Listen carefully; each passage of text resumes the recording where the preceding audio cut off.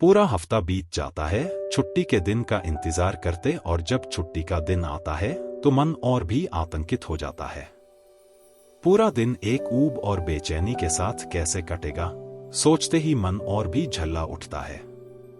छुट्टी के दिन की दिनचर्या भी अजीब होती है। देर तक सोने की इच्छा के बावजूद नींद लगभग समय पर ही खुलती है। कुनमुनाया, अलसाया, थोड़ी देर और सो लेने की कोशिश में थोड़ा सा वक्त और जाया हो जाता है। आखिर ना चाहते हुए भी उठना ही पड़ता है। हाथ मुंह धोकर ट्रैक सूट पहनता हूं। देखता हूं पत्नी अभी तक मिट्टी के लोंदे की तरह बिस्तर पर बिखरी पड़ी है। उसे पता है कि आज छुट्टी का दिन है, सो वह आज देर तक सोएगी। मन करता है कि उसके फैले हुए नितंबों पर एक जोरदार लात मारूं, मगर फिर खुद को संभाल लेता हूं। जानता हूं कि अब चाहे अनचाहे सारा दिन इसी के साथ गुजारना है, सो सुबह सुबह उसे चूमने में ही भलाई है। मैं उसे चूमता हूं, लेकिन सुबह सुबह उसके मुंह की बास मेरे भीतर एक अजीब तरह की मितली पैदा कर देती है। मन करता है कि उसकी बिखरी हुई देह पर उल्टी कर दूं, लेकिन कर नहीं पाता। बहुत सी चीजें हम चाहकर भी नहीं कर पाते, जैसे हम चाहकर भी महंगाई को नहीं रोक पाते। हाँ, महंगाई से याद आया, 2 महीने हो गए बिजली का बिल जमा किए। इस महीने जमा न किया तो कनेक्शन ही कट जाएगा। सोचा था इस छुट्टी में करा ही दूंगा, हर बार टल जाता है। हालांकि बिजली पानी का बिल जमा कराना भी किसी सिरदर्द से कम नहीं। छुट्टी वाले दिन वैसे भी आधे ही दिन बिल जमा होते हैं। फिर इतनी लंबी लाइन लगती है कि पूछो मत। समझिए कि आधा दिन तो इसी में गया। मैं घड़ी देखता हूं। सुबह के 7 बज रहे हैं। मैं पत्नी को घर में सोता छोड़कर बाहर घूमने निकल जाता हूं। सुबह घूमने के बहाने एक पंथ 2 काज हो जाते हैं। दरअसल घर खर्च कम करने की कवायद में 2-3 महीने पहले पत्नी ने घर आने वाला अखबार बंद करा दिया।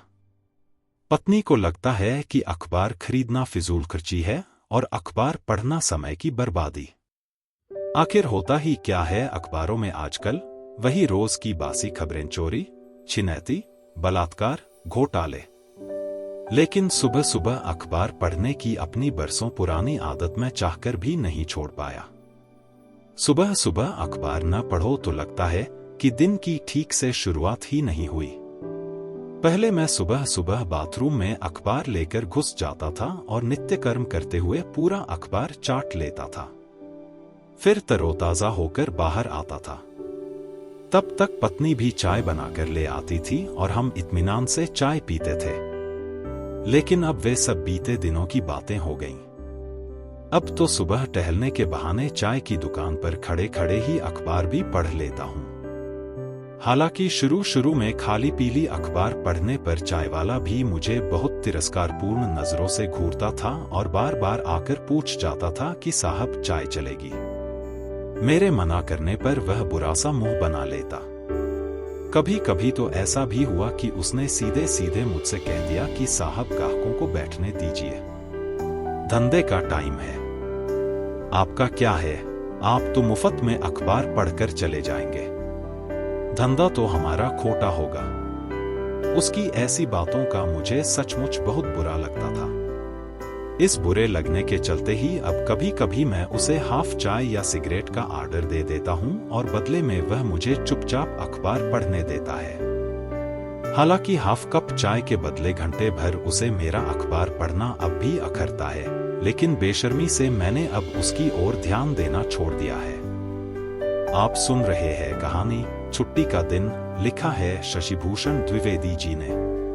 चाय की दुकान पर सबसे पहले मैं अपना राशिफल देखता हूं, फिर मौसम का हाल। राशिफल में लिखा है कि आज कोई शुभ सूचना मिलेगी और धनोपार्जन होगा। मैं सोचता हूं कि आज महीने की 20वीं तारीख है। धनोपार्जन की तो कहीं कोई संभावना नजर नहीं आती, बल्कि खर्च ही खर्च होना है। यही हाल मौसम के हाल का है। उसमें लिखा है आसमान साफ रहेगा, लेकिन कहीं कहीं हल्की बूंदाबांदी हो सकती है। मगर यहां तो सुबह से ही जबरदस्त बारिश के आसार नजर आ रहे हैं। अखबार में और भी तमाम खबरें हैं। मसलन पेट्रोलियम मंत्री ने पेट्रोल और डीजल के दामों में जबरदस्त बढ़ोतरी के संकेत दिए हैं और कृषि मंत्री का कहना है कि महंगाई रोकने के लिए उनके पास कोई जादू की छड़ी नहीं है। केंद्र इसके लिए राज्य सरकारों को दोष दे रहा है और राज्य सरकारें केंद्र को कोस रही हैं। बयान, बयान और बयान। पूरा अखबार नेताओं और मंत्रियों की बयानबाजी से अटा पड़ा है। मैं सिगरेट के साथ हाफ चाय सुड़ककर अखबार रख देता हूं और सोचता हूं अब सिगरेट भी छोड़ ही देनी चाहिए। सेहत और खर्च दोनों लिहाज से यह एक अच्छा विचार है। हालांकि यह अच्छा विचार इससे पहले भी मुझे सैकड़ों बार आया है, लेकिन उस पर अमल करने का विचार रोज अगले दिन के लिए टल जाता है। मैं देखता हूं घड़ी में 8 बज रहे हैं और आसमान में बादल घने हो रहे हैं। मुझे जल्द ही नहा धोकर बिजली घर जाना होगा, वरना बारिश से सब गुड़ गोबर हो सकता है। मैं तेज कदमों से घर की ओर लौट पड़ता हूं। घर में पत्नी रसोई में उठापटक कर रही है।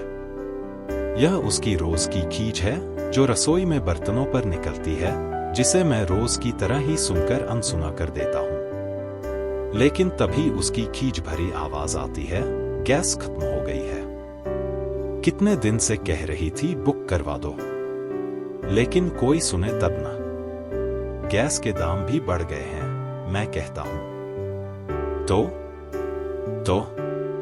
तो कुछ नहीं, आज बिजली घर जाना है बिल जमा कराने। पहले गैस का कुछ इंतजाम करो। मैं नहाने के लिए बाथरूम में घुस जाता हूं। पत्नी की बड़बड़ाहट नल के पानी के शोर में गुम हो जाती है। मेरे नहाकर बाथरूम से बाहर आने तक पत्नी ने नाश्ता तैयार कर दिया है। नाश्ता करते हुए मैं गुनगुनाने लगता हूं, गिलोरी बिना चटनी कैसे बनी। लेकिन पत्नी मुझे अनसुना करते हुए बड़बड़ा रही है, जैसे मैं उसे अनसुना करते हुए गुनगुना रहा हूं। सिलेंडर झुकाकर थोड़ी सी गैस निकल आई, लेकिन जैसे भी हो दोपहर तक कहीं से भी गैस का बंदोबस्त करो, वरना खाना भी नहीं बन पाएगा। कितनी बार कहा कि दूसरा सिलेंडर बुक करवा लो। कभी अचानक गैस खत्म हो जाए तो ये दिन तो न देखना पड़े, मगर सुनता कौन है।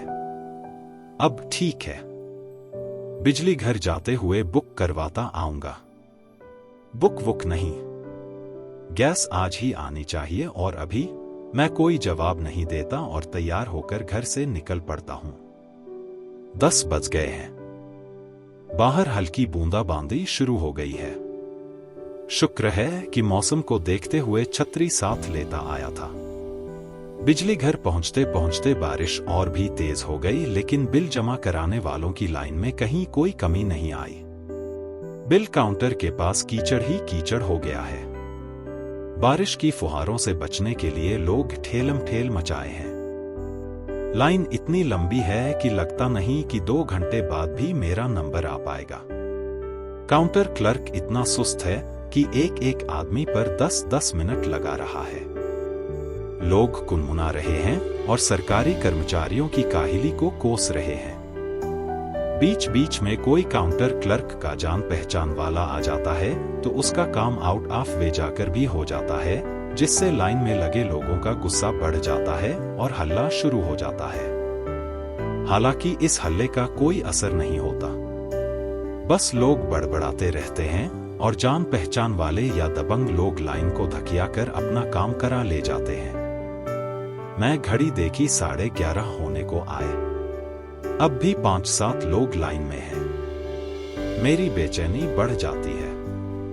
लगता नहीं कि आज मेरा नंबर आ पाएगा। एक एक पल भारी होता जा रहा है। 11:50 हो गए हैं। 2 लोग अब भी मेरे आगे हैं। मैं हड़बड़ी में हूं, भैया जरा जल्दी करो। काउंटर क्लर्क घुड़कर मेरी ओर देखता है। उसकी घुड़की में एक हिकारत है। काम ही कर रहा हूं, कोई मक्खी तो मार नहीं रहा। जानता हूं कि क्लर्क से बहस करने का कोई मतलब नहीं, वरना अभी काउंटर बंद कर देगा। बहरहाल मेरा नंबर आखिरकार आ ही गया। घड़ी में अभी 12 बजने में 5 मिनट बाकी हैं। मैं जैसे ही बिल की रसीद उसकी ओर बढ़ाता हूं, वह पेशाब का बहाना करके उठ जाता है। मैं उसकी इस हरकत पर खींच उठता हूं पर कुछ कह नहीं पाता। 5 मिनट बाद क्लर्क लघुशंका से निपटकर लौटता है और ऐलान कर देता है कि टाइम खत्म हो गया है, अब कल आना। मेरा दिल धक से रह जाता है। 2 घंटे की मेहनत पर पानी फिरता नजर आता है। अब मैं याचना की मुद्रा में आ गया हूं। आप सुन रहे हैं कहानी छुट्टी का दिन, लिखा है शशिभूषण द्विवेदी जी ने। 2 घंटे से खड़ा हूं सर, प्लीज जमा कर लीजिए बिल। वरना क्या? हम भी 2 घंटे से काम ही कर रहे हैं, कोई झक तो नहीं मार रहे। इतनी ही जल्दी थी तो समय पर क्यों नहीं आए? प्लीज सर, बड़ी मुश्किल से आ पाया हूं, मेहरबानी होगी।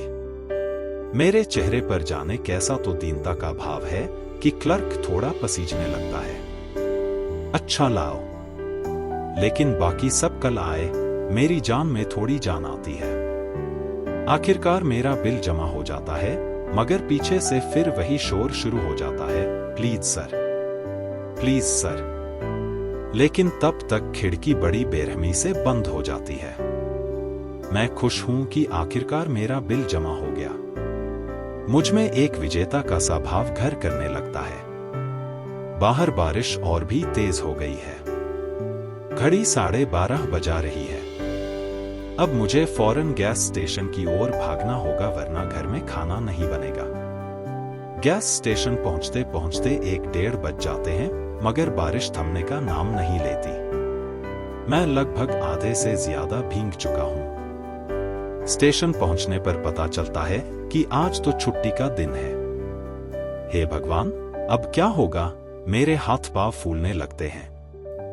मैं आसपास लोगों से पूछता हूं, रिरियाता हूं, घर में गैस खत्म होने का हवाला देता हूं।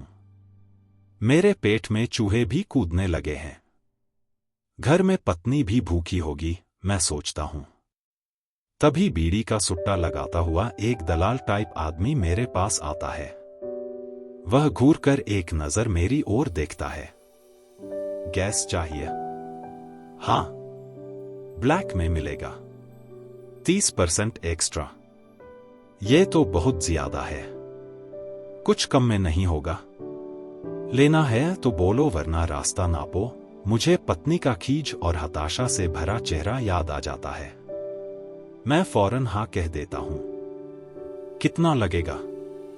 700 रुपए। मैं पर्स टटोलता हूं। पर्स में सिर्फ 500 रुपए हैं। मैं 500 रुपए उसे सौंप देता हूं। सिलेंडर घर पहुंचाओ, बाकी के पैसे घर पर दूंगा। सिलेंडर घर पहुंचाने के 50 रुपए एक्स्ट्रा लगेंगे। वह मेरी मजबूरी का फायदा उठा रहा है। मैं कहता हूं, ये तो ज्यादती है। ज्यादती वादती कुछ नहीं। एक तो छुट्टी का दिन, ऊपर से मौसम देख रहे हैं। मैं झल्लाता हूं मगर कुछ नहीं कर पाता। फौरन सिलेंडर घर पहुंचाने को कहकर उसके साथ चल देता हूं। घड़ी में 2 बज रहे हैं। बारिश अब भी रुकने का नाम नहीं ले रही। हालांकि गैस मिल जाने से मेरे भीतर एक सुकून सा आ गया है। अब बारिश से भीगी मिट्टी की सौंधी गंध मुझे अच्छी लगने लगी है। सिलेंडर के साथ जैसे तैसे मैं घर पहुंचता हूं। 2:30 बज चुके हैं। पत्नी का पारा 7वें आसमान पर है। मैं उसकी ओर ध्यान नहीं देता और गैस वाले का बकाया भुगतान कर उसे रवाना कर देता हूं। पत्नी भी बिना मुझसे कुछ कहे सिलेंडर रसोई में रखवा लेती है और खाना बनाने जुट जाती है। कुकर की सीटी और खाने की खुशबू से मेरी भूख और भी बढ़ जाती है। इस बीच मैं रूठी पत्नी को मनाने की योजना बनाने लगता हूं। 3:30 तक खाना बनकर तैयार हो जाता है और मैं झटपट खाने बैठ जाता हूं। खाना आज कुछ ज्यादा ही स्वादिष्ट लग रहा है। मैं भरपेट खाकर एक जोरदार डकार लेता हूं। पत्नी भी चुपचाप खाना खाकर बर्तन समेटकर रसोई में चली जाती है। मैं आराम की मुद्रा में थोड़ी देर टीवी देखने के लिए टीवी ऑन करता हूं, मगर बिजली गुल है। कमबख्त बिजली में भी इन दिनों 7-8 घंटे की कटौती होने लगी है। रोज रोज के धरना प्रदर्शन के बावजूद बिजली की हालत इन दिनों बद से बदतर होती जा रही है। अभी 4 दिन पहले गुस्साए लोगों ने बिजली विभाग के एसडीओ की उसके दफ्तर में सरेआम पिटाई ही कर दी, मगर सरकार के कान पर जू रेंगने का नाम नहीं लेती। हार कर मैं बिस्तर पर लौटकर लेट जाता हूं। हालांकि नींद फिर भी नहीं आती।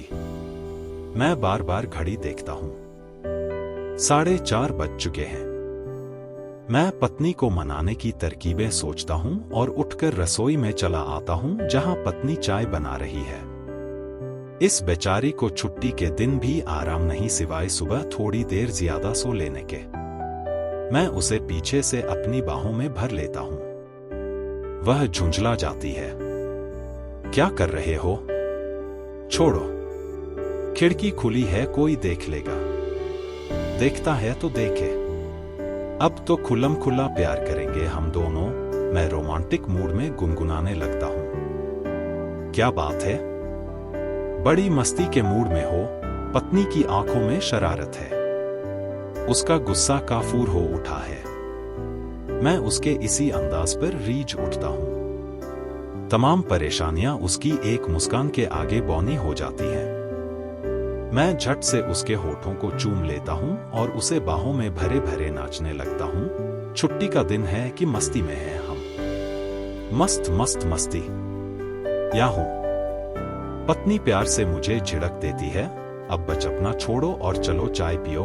मैं चाय का कप लिए उसके साथ ड्राइंग रूम में आ जाता हूं। अब तक बिजली भी आ गई है। हम टीवी देखते हुए चाय पीने लगते हैं। शाम के 5:30 बज चुके हैं। पत्नी बाजार चलने की फरमाइश करने लगती है।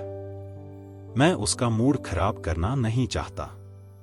हालांकि मन ही मन आज हुए खर्च का हिसाब लगाने लगता हूं। एक ही दिन में कुल 4000 की चपत लग चुकी है। खैर, मौसम खुशनुमा है और छुट्टी का दिन खराब नहीं करना है, मैं सोचता हूं और फौरन बाजार के लिए तैयार होने लगता हूं। हम बाजार में हैं। शाम के 7 बज रहे हैं। अंधेरा घिरने लगा है। बाजार में चारों ओर जगमगाहट है। लगता है जैसे मौसम का लुत्फ लेने पूरा शहर घरों से बाहर निकल आया है। नए नए जोड़े हाथों में हाथ में डाले इत्मीनान से टहल रहे हैं या आइसक्रीम खा रहे हैं।